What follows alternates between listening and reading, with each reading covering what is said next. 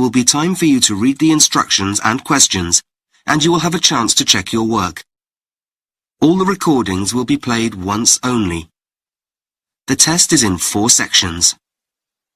Now look at Section 1. Section 1. You will hear a woman making a telephone call about joining a cycling club. First, you have some time to read questions 1 to 6.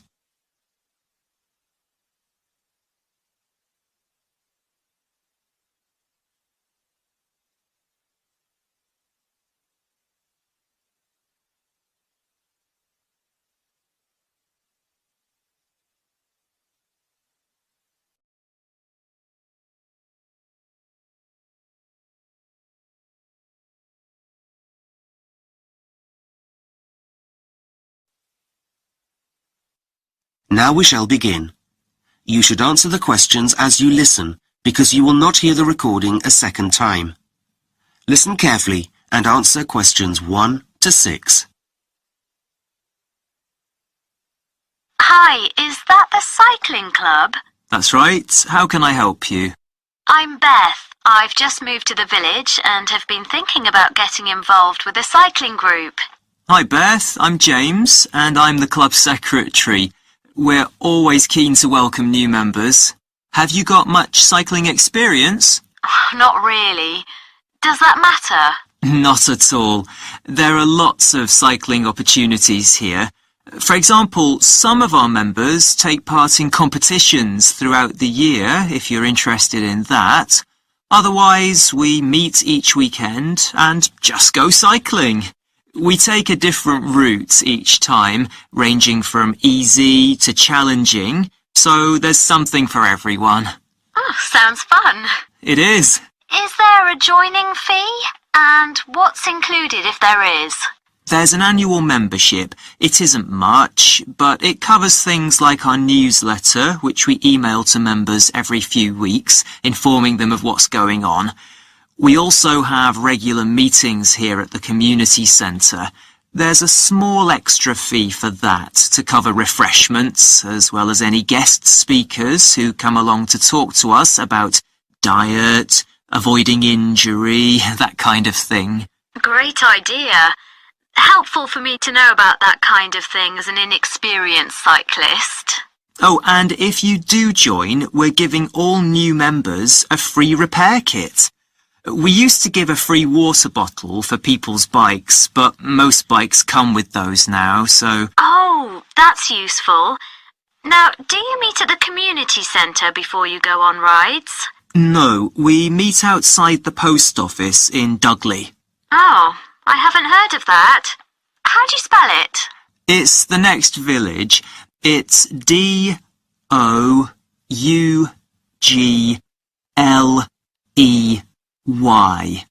The reason we meet there is because there's a large car park, which is handy for people from outside the area who drive in. Ah, got it. And what would I need to bring if I went on any of the weekend rides? Do you have proper cycling gear? There's a great local cycling shop which has some great offers on for our members at the moment. Long-sleeved t-shirts are very popular in this cold weather. And I bet you've never tried warmers for your knees before, have you? And do you have a pair of cycling gloves? You'd be amazed by how much the right clothing makes a difference to your comfort and abilities. I'm sure. Well, the shop will sort you out with what you need. Anything else you'd like to know? Yes, I have 2 kids. I'm not sure whether or not they'd be interested in joining the club, but they don't have their own bikes yet. Is it possible to hire them here? Absolutely. We do everything we can to encourage people of all ages to take up cycling. You can pay monthly, which works out cheaper, or each time you attend a weekly excursion. It depends how often you think you'll be joining us on rides, really. Before you hear the rest of the conversation, you have some time to look at questions 7 to 10.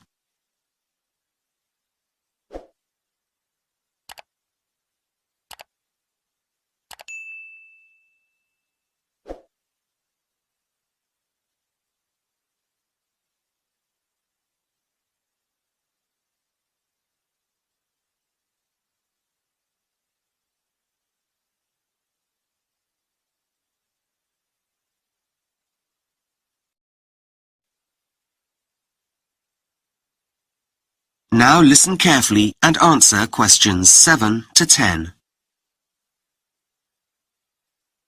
I assume the rides you do are local?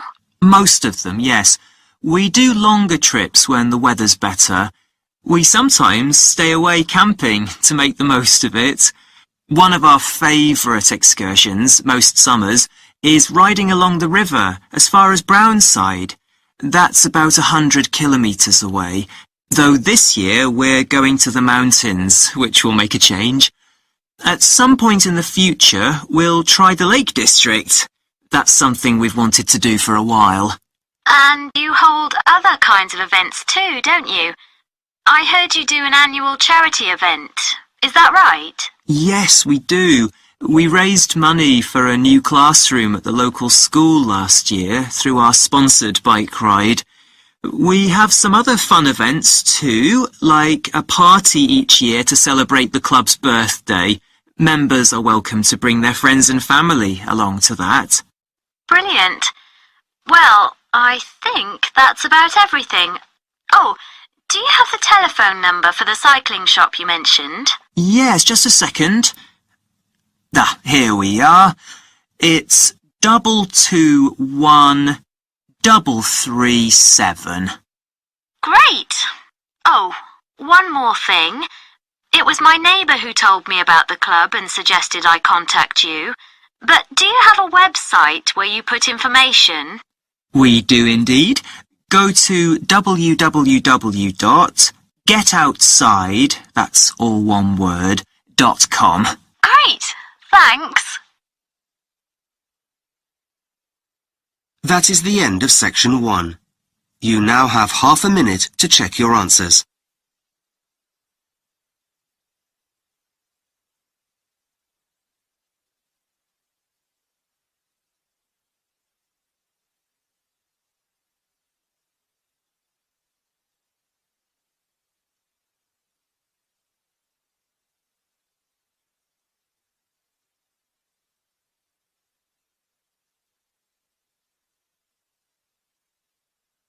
Now look at section 2.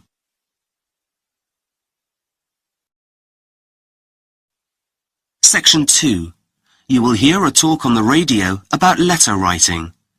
First, you have some time to look at questions 11 to 15.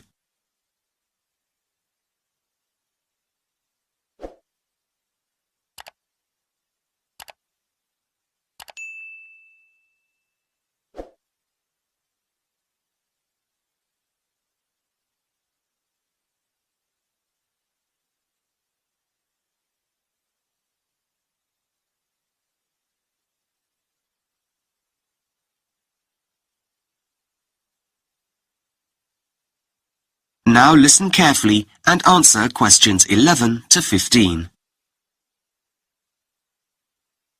And now for the last part of today's programme, I'd like to welcome author Erica Winter, whose recent book entitled Say It in a Letter has already sold 10,000 copies. Over to you, Erica. Thanks, Mark. In today's world, it's easy to think that letters are a thing of the past. We rarely write them, and when we do, it's usually to a bank or an organisation of some kind. We no longer tend to write letters to our friends. Yet this is something I think we will come to regret. It's what I call the lost art of letter writing. For one thing, letters used to consist of more than writing.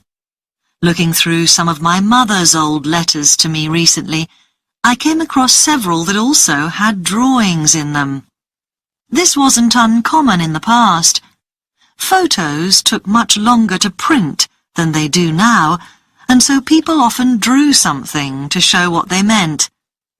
In fact, my mother still does this, not only in her letters, but also sometimes on the envelopes. Another important thing about letters is that they represent one side of a conversation. And before the time of emails, these conversations could centre on people's deepest secrets. As a child, letters would come through our door each morning from relatives and friends. As we got older, they became more personal. This made the letters important. It made you want to keep them. The ones I treasure I still have. They're tied up with ribbon and safely stored in a shoebox in my attic. I get them out from time to time and read them, and it's amazing because they remind me of how I felt all those years ago, what I was doing, who I was meeting, what I was looking forward to. And this is another thing about letters. They recreate the past rather like a diary. Yet they are more than that, because they invite a response. Emails will never tell us about the past in anything like the same way, unless we print them off and keep them. But who has time for that? Before you hear the rest of the talk, you have some time to look at questions 16 to 20.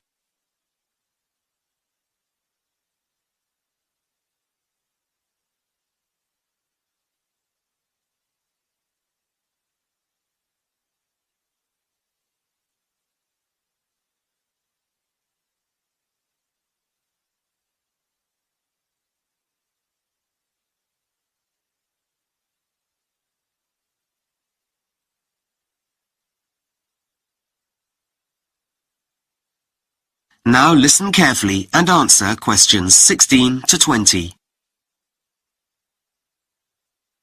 So, if you want to give letter writing a try, and in the years ahead you may be very glad that you did, here are a few important tips.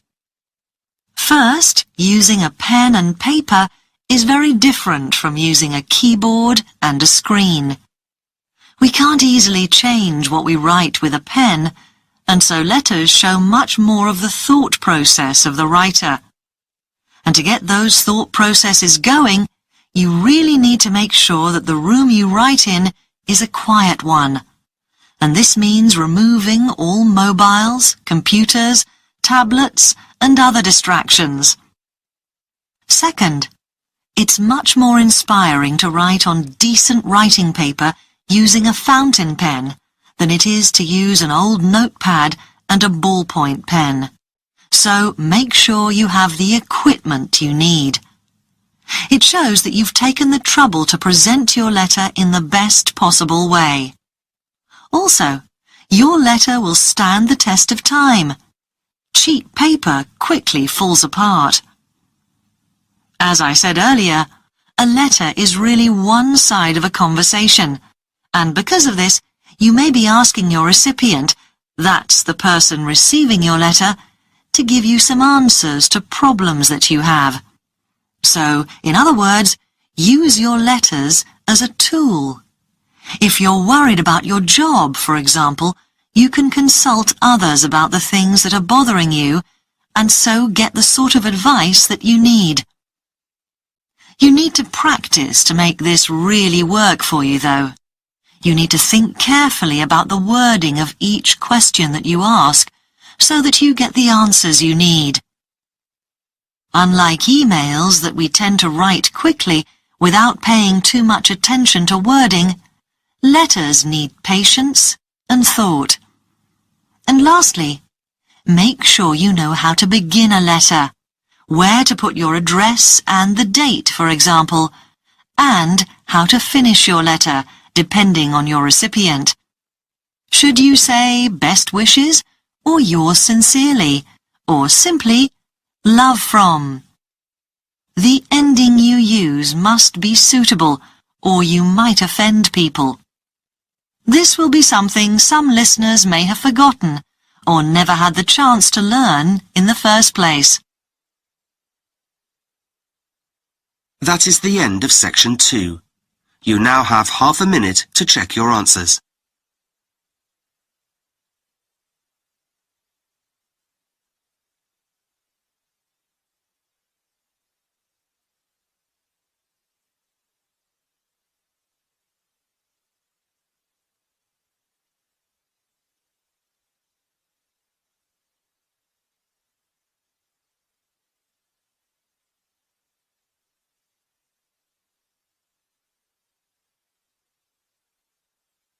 Now look at section 3. Section 3. You will hear two students talking about a course they are doing in Chinese at university, 1 to 24. I'm really enjoying our Chinese language course so far, aren't you? Yeah, I definitely made the right choice coming to this university. The teaching's so good, isn't it? I love the methods our tutors use. They really get the most out of us. I never thought I'd learn so much so quickly. Goes to show what a difference it makes being taught by native speakers. If I'd known about that in advance, it would have confirmed my choice absolutely. It's an aspect of the course which is really useful. It's cool having lots of options to choose from too, as far as topics to study is concerned, though that wasn't something I really considered in much detail when I was deciding where to study. I know what you mean. I have to say I'm finding the culture course absolutely fascinating. I'm glad that's on the timetable. By the way, how are you finding living away from home in a big city? Well, it was a bit of a nightmare at first, having grown up in a sleepy village in the middle of nowhere. I do miss the peace and quiet sometimes, but I wouldn't have it any other way. I had to try something new. That's why I'm here too. There's no way I could live in the country. I'd be bored out of my mind. Do you think you'll spend the third year studying abroad? We have the choice whether or not to go, don't we? Why else would I have registered here? It's an unmissable opportunity, wouldn't you say? I'm with you there. It isn't as expensive to do as some of the study abroad programs at other universities. Thankfully. Anyway, have you seen the list of study groups for next semester yet? We're allowed to join 2. I'm having trouble deciding which ones to join, actually. I'd like to do them all, though I know we won't have time, what with our regular lectures and everything. Well, there's the grammar study group. My grammar could definitely do with a bit of polishing, though I have to confess I'm probably likely to give that a miss. I've come to the same conclusion. The writing skills group would definitely be useful, especially if we end up working in China at some point. I'd rather get my speaking skills up to scratch. You can never do enough practice there, so that's something I'm going to sign up for. I'll go with that. What about literature analysis? Fancy that? Getting to grips with Chinese literature sounds like a real challenge. And one I'll attempt at some later date, I think. I was thinking about putting my name down for it, though, to be honest, I might be better off putting some work into understanding what people are saying to me. So I think I'll go for that group. I know what you mean. That's that decided then. Before you hear the rest of the conversation, you have some time to look at questions 25 to 30.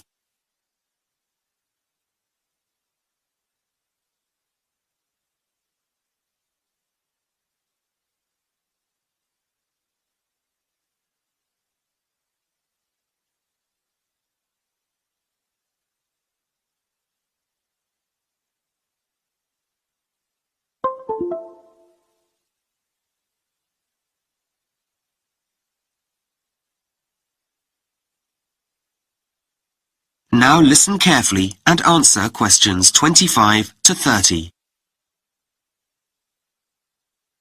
How have you been finding the free online resources we've been given access to?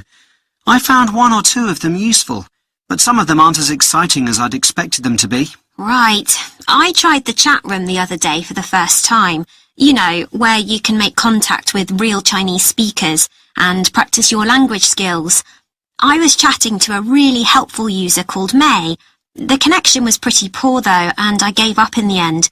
I don't know whether it's always like that. I had a similar experience, waiting ages for replies to come through. And what about the translation software?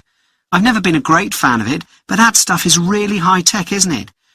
It's got all sorts of functions, though maybe at the expense of getting a precise interpretation of what you're trying to say.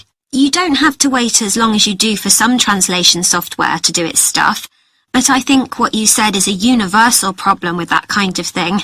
Better to use our heads. What do you think of the vocabulary builder? You know what? There's tons of useful and functional stuff to practice on there. I spotted several errors though, if you can believe that. I noticed that too. Maybe we should raise that with our tutors. Let them know it's lacking in quality. We need top-rate stuff at our level. The dictionary's not bad, but I've seen ones that have some interesting extras like activity sections. Shame it doesn't have any of those. I know. They can be slow to use, though. The language lab's pretty lazy, isn't it? I've only used it a couple of times, but I'd agree. There seem to be plenty of delays when it's setting up, though you can do some interesting things on it once you've got it running.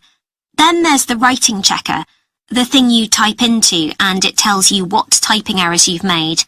I got a bit bored doing the same thing after a while, though. It's a bit limited in what it can do. I think I'd rather have my tutor's feedback. It would be better if it was a bit more interactive, though how that would work I'm not sure. Anyway, at least we've got access to the resources. They're better than nothing, even if they're not perfect. Right, shall we look at this next piece?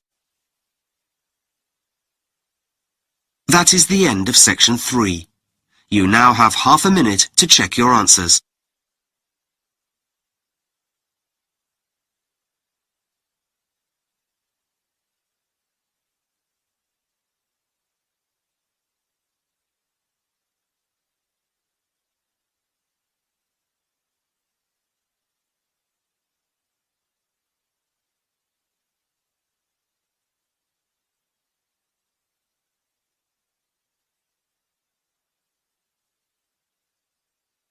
Now look at section 4. Section 4. You will hear part of a lecture about teaching maths to young people. First, you have some time to look at questions 31 to 40.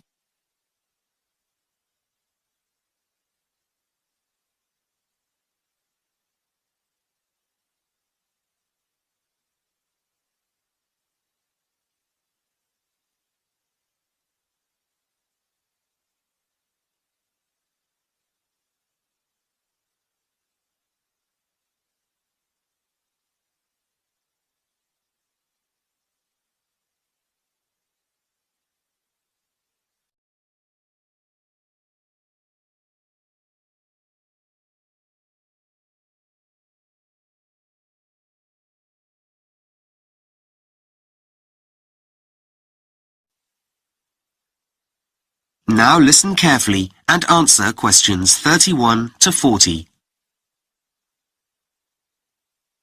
Why are we studying this?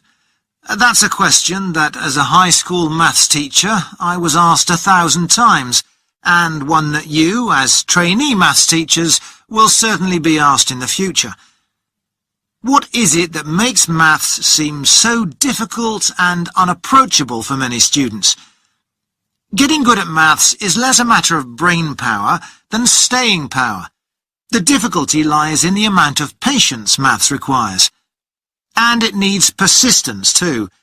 It's not a subject that comes automatically or intuitively to many students. Another question I used to be asked was, how am I going to use this in my life? And this is the crux of the matter. Unless students can really get to grips with the relevance of maths to their everyday lives, it makes teaching the subject a very tough task indeed, especially when they know that in this world of instant gratification, they can find answers to virtually any problem by doing a quick internet search. So, what can we, as teachers, do to make maths more accessible and interesting to our students? Well, for a start, we need to help them see how maths is needed in their daily interactions. Whether it's following a recipe or deciding how much paint you need for your kitchen walls, we need to help students see that it's maths that's at work in achieving these goals. It's easy to see why simply forcing students to employ methods of memorization or reciting formulas leads to a teacher's failure to inspire in the maths classroom. Maths is a universal language. Anywhere you go, you can interact with people in all walks of life, and they'll understand you if you speak maths. The language of numbers can help anyone perform daily tasks and make essential decisions. For thousands of years, the same principles of maths have been practiced by mankind around the globe. In order to get things done, especially in modern society, you simply have to employ maths. Your proficiency in the subject, or even a little knowledge of the fundamental operations of it, can help you shop wisely and stay within a budget, or get your head round population growth. Maths is also critical to a range of professions, and whatever your background, if you've been taught the basic operations of maths, you have the potential to become a millionaire. Just as literacy helps us get ahead in life, so does counting and the ability to make informed financial decisions. And it doesn't stop at work or daily transactions. Less obvious benefits of studying maths include other real-life applications, such as the ability to learn to play a musical instrument, become a dancer, or sail a boat.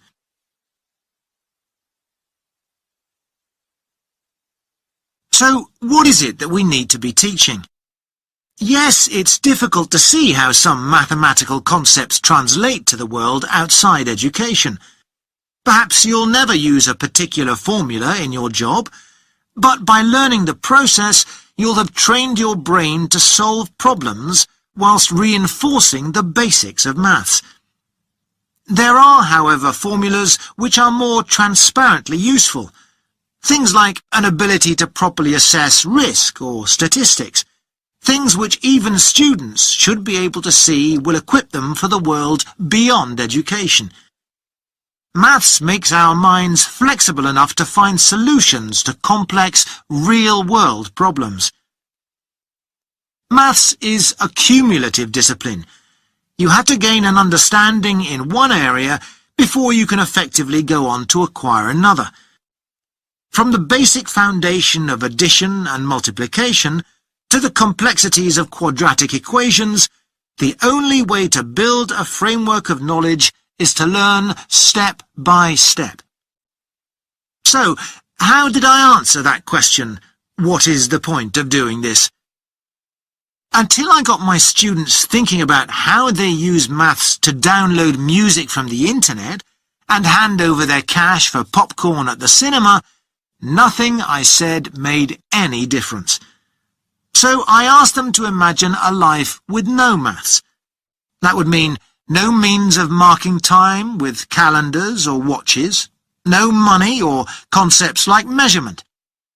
The idea of missing birthdays, not being able to top up their mobile phones, and a halt to the development of computer games made them open their eyes to the reality of life without maths.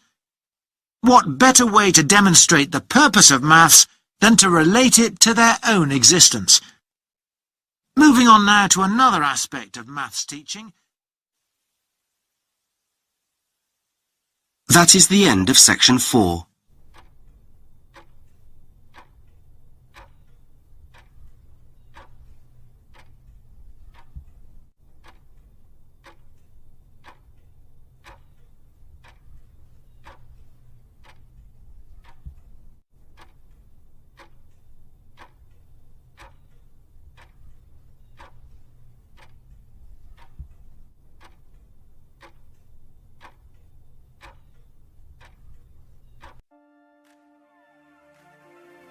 That is the end of the listening test. In the IELTS test, you would now have 10 minutes to transfer your answers to the answer sheet.